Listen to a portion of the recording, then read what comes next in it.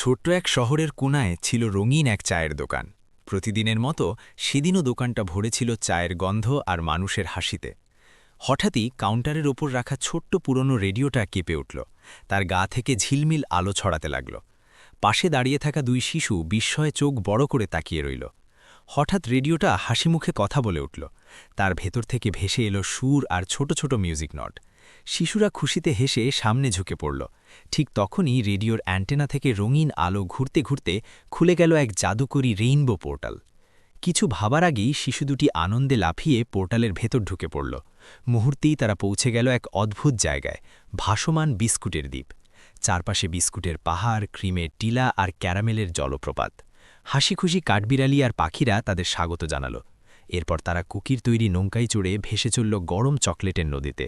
উপরে মার্শম্যালোর মতো নরম মেঘ, চারপাশে হাসি আর আনন্দ। একটু পরেই শুরু হলো মজার এক দৌড়, খরগোশ, পান্ডা আর হাঁসের সঙ্গে ক্যান্ডি ট্র্যাকে রেস। সবশেষে তারা মিলে এক হাসিমুখ দরজার ধাঁধা সমাধান করল। দরজা খুলতেই আবার আলো ঝলমল করে উঠল চারপাশ, আর মুহূর্তের মধ্যেই তারা ফিরে এলো সেই পরিচিত চায়ের দোকানে। রেডিওটা চোখ টিপে হাসল, সবাই হাততালি দিল।